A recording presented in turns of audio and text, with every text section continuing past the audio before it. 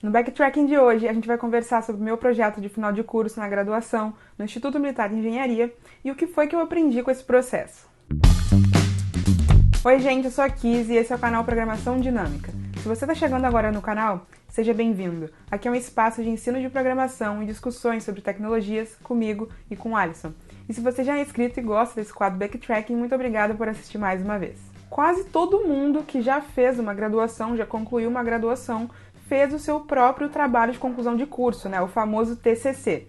No caso do IME, então, a gente chamava de PFC, Projeto de Final de Curso. E bom, eu tô falando quase todo mundo porque eu sei que atualmente nem todas as faculdades exigem que os alunos precisem de um TCC para concluir o curso. Inclusive, se eu não me engano, isso foi um requisito que mudou bem recentemente, né? O MEC autorizou esse tipo de situação. Particularmente, eu não sei todos os detalhes que motivaram essa decisão, mas eu sei que tiveram alunos que ficaram felizes e professores que ficaram tristes, e eu acho que a gente pode começar também falando um pouco sobre isso, que é justamente o fato de que para algumas pessoas o TCC é um pouco traumatizante. E eu acho que tudo depende de como essa experiência se dá, né? Obviamente, quais são as interações que você precisa ter, quão natural é o desenvolvimento desse projeto para você. A minha história com o projeto de final de curso ela foi bastante feliz e até por isso eu resolvi trazer essa história aqui. Não porque eu não gosto de falar sobre os meus fracassos, na verdade eu até falo alguns deles aqui. Eu tive outras experiências, inclusive com orientadores e monografias que não foram tão legais no próprio IME, mas essa foi e eu acho que é legal trazer um ponto de vista interessante e diferente desse processo. Essa questão da desobrigação do TCC, eu acho que ela é bastante polêmica e ela pode gerar polarizações e discussões. Eu vou, inclusive, dividir a minha opinião aqui com vocês. Eu sei que algumas pessoas alegam que não tem muito sentido você exigir, por exemplo, um TCC, né, uma monografia nas regras da BNT, para um engenheiro, por exemplo. No meu caso, engenheiro de computação. Eu diria que isso depende, na verdade, porque se a gente pensar, por exemplo, no meu caso, que eu desenvolvi um software, né, um programa, mais pra frente eu vou explicar o que foi, mas como engenheira de computação, um requisito era que eu desenvolvesse um software. E se a gente pensar na monografia como a documentação desse software e desse processo de especificação do software, então eu acho que começa a fazer mais sentido existir esse documento. Então seria como se fosse uma documentação de software, só que segue as regras da BNT. Pode parecer um pouco esquisito, mas eu acho que faz muito sentido pensar dessa forma. Inclusive hoje, quando eu olho, né, quando eu leio, eu acho que tive muitos ganhos em elaborar esse trabalho. A própria forma como ele está redigida é muito interessante de se ler, né, de se perceber que a gente conseguiu entregar alguma coisa com tanta qualidade e ela ainda faz sentido até hoje, então foi bem documentado. E, por exemplo, seria muito triste se eu tivesse feito um software, uma aplicação que não tivesse sido bem documentada, né? Então hoje, 6 anos depois da minha formatura, talvez eu já não conseguisse mais entender como é que foi aquele processo, por que determinadas decisões foram tomadas de implementação. Então a minha resposta para isso eu acho que tem muito valor em você fazer uma monografia, mas ela tem que fazer muito sentido para o contexto. Então cabe também aos envolvidos, ao aluno e ao orientador entender que tipo de documento que deve ser redigido que faça sentido para a produção intelectual que o aluno está fazendo. Antes ainda de falar exatamente o que foi esse meu projeto de final de curso, eu acho que vale a pena eu falar de como era esse formato, porque lá no IME, no Instituto Militar de Engenharia, onde eu estudei, a forma como a gente conduzia esse projeto ela é um pouco diferente, ela era pelo menos um pouco diferente do que o que acontece em outras universidades. Então, assim como em outras universidades, né, o projeto de final de curso ele é considerado uma disciplina que você pega no semestre, e dentro desse semestre a gente tinha que fazer 3 grandes avaliações, que lá no IME se chamava verificação de estudo, verificação corrente e verificação final. No caso do BFC, essas avaliações elas se mantinham, e aí cada uma delas tinha o seu formato específico. Todas elas a gente tinha que passar por uma banca, e aí eu já acho que talvez isso seja um processo diferente que não acontece em outros lugares. Mesmo durante o processo, né, enquanto o projeto de final de curso não estava concluído, porque ele só estaria concluído na apresentação final, a gente tinha esses momentos, esses marcos de avaliação, em que a banca, que seria até a mesma que no final do projeto iria julgar o trabalho, essa banca se reunia e ela exigia que a gente apresentasse determinadas etapas, né, os avanços que a gente teve nesse trabalho. E esse processo de ter contato com a banca antes da apresentação final eu considero bastante positivo, porque primeiro você já consegue se acostumar com aquele formato, né, de você estar sendo julgado, de você ter que ir à frente, se apresentar para mais pessoas, e você consegue entender também o que cada professor ali, né, que está compondo aquela banca considera importante, e eles conseguem te gerar sugestões antes mesmo de o trabalho acabar. Então, não só o seu orientador que está acompanhando o processo como um todo pode te dar dicas de como melhorar, mas também os outros membros da banca.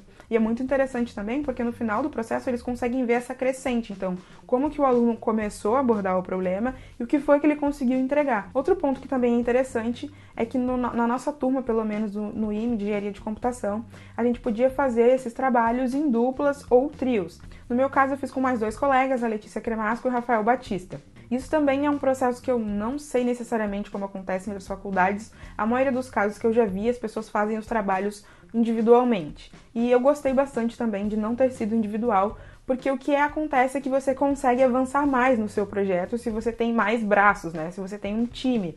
Em relação ao orientador, eu acho que o processo foi similar a outras universidades, porque a gente podia escolher qual orientador a gente queria trabalhar. A gente escolheu um professor que a gente teve contato antes e que parecia adequado, e ele inclusive era um professor que dava aula sobre análise e projetos de sistemas. Um fator que pode ser interessante é que, no nosso caso também, a gente tinha a opção de escolher um tema que os professores já estivessem desenvolvendo como pesquisa ou de propor um tema que a gente mesmo quisesse fazer.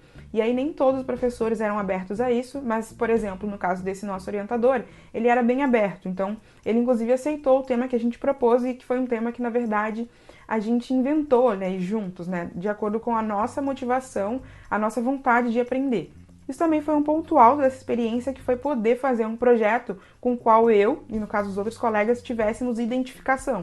Porque quando a gente faz um projeto assim, a gente tem muita mais motivação interna para poder querer executar e implementar esse projeto. E em relação ainda ao formato, eu acho que o que eu posso acrescentar é que, no nosso caso, como a gente estava na engenharia de computação e a gente ia desenvolver um software, o que a gente tinha que entregar no final, né, desse projeto era então uma monografia, né, nos moldes padrão da ABNT, e também uma implementação, né, um protótipo, enfim, um código, um software que funcionasse. Então, que a gente conseguisse, o objetivo era a gente conseguir passar por todas as etapas, desde a especificação desse software até a implementação e a prototipação. Não era um requisito que a gente colocasse essa aplicação em produção, mas ela tinha que ser funcional, mesmo que fosse um protótipo. E agora sim, vamos finalmente discutir o que foi que a gente fez nesse projeto de final de curso. O título que a gente deu para a monografia, ele era bem formal, então se chamava Sistema de Navegação Assistida para a Plataforma Móvel. Em outras palavras, o objetivo era desenvolver um aplicativo para dispositivo móvel, no caso o Android, que fosse capaz de fornecer rotas a pé para os usuários. Essas rotas, elas deviam levar em conta pontos de interesse do usuário, de acordo com o perfil desse usuário, e também deviam levar em conta determinadas áreas de risco. Então, o usuário deveria ser informado caso essa rota fosse passar por um lugar que fosse um pouco menos seguro. A aplicação funcionava da seguinte forma: a primeira vez que o usuário usava, ele precisava se cadastrar, e parte desse cadastro era ele responder um questionário, que iria servir depois para a gente enquadrar ele em algum perfil. Esse perfil, ele identificava os tipos de ponto de interesse que seriam recomendados para o usuário. E uma vez feito o cadastro, então, a aplicação ela funcionava da seguinte forma para o usuário. A premissa é de que o usuário, por exemplo, era um turista e que ele estava se deslocando a pé pela cidade, ou seja, seriam rotas não muito longas. E uma vez que ele quisesse sair de um ponto e ir até outro, ao invés de ele simplesmente pegar o menor caminho, por exemplo, ele podia escolher um caminho que passasse por pontos legais que ele gostaria de conhecer. E por ele ser turista, não necessariamente ele sabe que esses pontos existem. Então a aplicação iria tentar recomendar o menor caminho para ele, mas que garantisse que tinha pontos que iriam interessar ele no meio desse caminho. E essa aplicação ela estava sendo pensada para a cidade do Rio de Janeiro. E caso a aplicação encontrasse mais de uma rota que se enquadrasse no perfil do usuário, ela deveria, utilizando determinados critérios pré-determinados, classificar essas rotas de acordo com o grau de interesse, do que seria mais interessante para aquele usuário. Bom, para começar, já é legal a gente discutir de onde veio essa ideia. Essa ideia ela veio de uma discussão, né, de um brainstorming entre eu e os meus colegas. A gente pensou nas coisas que a gente gostaria de fazer, então a própria ideia de fazer um aplicativo Android vinha da nossa vontade de fazer uma aplicação que fosse mais concreta, né, mais real, que pudesse ser de fato utilizado. Eu já tinha tido a experiência com aplicativos Android quando eu fiz um estágio nessa área, foi meu primeiro contato. Eu já tinha gostado dessa experiência de poder desenvolver, né, aplicações que podiam ser utilizadas ali no meu celular. E falando nisso, é legal também compartilhar um pouco do antes, né? Porque até você chegar num escopo bem definido de um projeto, muitas ideias elas vão surgindo e a gente vai precisando entender qual que é a viabilidade dessas ideias. Então ali, acho que nas primeiras semanas, né, até o primeiro mês, é um momento em que a gente ficou indo e vindo nessas ideias até conseguir desenhar mesmo como seriam essas limitações, né, dessa aplicação. Um exemplo disso é a questão do alcance da aplicação. Então, inicialmente, a gente poderia pensar que a gente queria fazer uma aplicação, por exemplo, para o Brasil inteiro. Aí depois a gente reduziu o escopo para o Rio de Janeiro. Mas aí, conforme a gente foi vendo as funcionalidades que de fato a gente queria colocar no aplicativo, a gente percebeu que algumas das aquisições de dados, de informações que a gente precisava, a gente ia precisar passar por um processo um pouco mais manual, ou seja, de pesquisa em determinados sites. A gente não tinha conjuntos de dados que estivessem prontos para isso na época. E isso fez com que a gente fosse reduzindo ainda mais o escopo. E na época a gente resolveu, então, reduzir a nossa aplicação, o funcionamento da nossa aplicação para a zona sul do Rio de Janeiro. Por quê? Porque era um lugar em que a gente conseguia encontrar mais informações sobre os pontos turísticos, sobre os pontos de interesse, sobre restaurantes, museus e inclusive sobre essas áreas que poderiam ser mais ou menos seguras. Então, a quantidade de informação sobre a zona sul do Rio de Janeiro, ela era muito maior, naturalmente. Inclusive, isso é algo que pode ser problematizado, né? Porque na zona sul do Rio de Janeiro é onde as pessoas têm muito mais privilégios, muito mais acessos e muito mais informação, então, sobre isso. É a área mais turística, por exemplo, e essa aplicação, ela tinha um viés um pouco turístico, né? Para pessoas que não conhecem a cidade poderem utilizar. Então, pesando todos esses detalhes, a viabilidade e o nosso intuito, a gente percebeu que seria melhor a gente reduzir o escopo, sim, da aplicação para a Zona Sul do Rio de Janeiro, até para que a gente conseguisse terminar o nosso projeto a tempo de entregá-lo, né, no tempo determinado. Então, além de definir o escopo, como eu falei, a gente tinha que analisar a viabilidade. E analisar a viabilidade envolvia, então, entender se a gente tinha as fontes de informações adequadas para alcançar o resultado que a gente precisava alcançar e também quais ferramentas a gente tinha à nossa disposição. E para isso também a gente precisava entender a arquitetura da nossa aplicação, do software, né? Então a gente definiu que a gente ia ter um cliente, né, a aplicação Android, e a gente também ia ter um servidor. Nesse servidor é onde iriam ser feitas as requisições das rotas e também o cálculo para entender a priorização dessas rotas. E aí então a gente precisava entender que tipo de ferramenta a gente conseguiria utilizar como servidor. E na época a gente escolheu o Parse, que hoje em dia não é muito mais conhecido, porque inclusive ele foi descontinuado. Quem lida com dispositivos móveis atualmente provavelmente conhece o Firebase. E o Parse, ele era algo parecido com o que o Firebase é hoje, mas na época o Firebase ele era muito incipiente, né? Ele nem tinha sido comprado pelo Google ainda, e o Parse estava super em alta. E ele tinha a possibilidade, como o Firebase tem hoje, de você poder utilizá-lo gratuitamente até determinado limite de requisições e de armazenamento. Uma ferramenta que a gente encontrou e que funcionou super bem foi uma API do Google. O Google tem inúmeras APIs e uma delas se chama Directions API. Essa API, ela permite justamente que você consiga fazer para o Google requisições de rotas, né, de direções, mas você consegue também solicitar que ele inclua nessa rota pontos intermediários. Então, do nosso lado, a gente tinha um banco de dados em que a gente guardava os pontos de interesse, né, os pontos turísticos, por exemplo, os pontos mais interessantes daquela região, então da Zona Sul do Rio de Janeiro. A gente tinha também as categorias de usuários, perfis de usuários, e a gente sabia então para um determinado usuário a qual perfil ele correspondia e dentro desse perfil quais pontos de interesse que estavam no nosso banco de dados se aplicavam a ele. Uma vez que a gente tinha isso, a gente podia então solicitar para o Google algumas rotas que envolvessem diferentes combinações desses pontos de interesse no nosso banco de dados. E a gente também fazia do nosso lado uma espécie de ranqueamento desses pontos e também dessas rotas que eram retornadas. Então, por exemplo, se a rota acabava ficando muito maior, a gente dava uma penalidade para isso. Se a rota considerava mais pontos de interesse gratuitos, por exemplo, atividades que envolvessem atividades gratuitas, ela tinha um determinado peso, e assim por diante. Então, a gente tinha o nosso servidor que fazia todas essas contas e esse ranqueamento, e no final a gente mostrava para o usuário uma lista de rotas. Além da aplicação, a parte da documentação, como eu mencionei inicialmente, ela era muito importante nesse projeto. Então, era importante que a gente fizesse uma documentação de um software mesmo. E isso passava desde explicar quais eram as ferramentas que iam ser utilizadas, justificar esse uso e também desenhar a arquitetura da aplicação. E aí, se você observou nessas imagens que eu coloquei na tela, você pode ver que o app era bem interessante, mas ele não era muito bonito, né? Ele era bem rudimentar. Isso é uma outra questão muito interessante da gente discutir, porque existem alguns motivos para isso. O primeiro deles, obviamente, era a nossa falta de experiência. Então, não tínhamos experiência no design de um produto, né? Mas, além disso, tinha uma outra questão, que é, a essa época, o próprio design para Android, né, para a plataforma que a gente estava utilizando, não era tão desenvolvido quanto é hoje.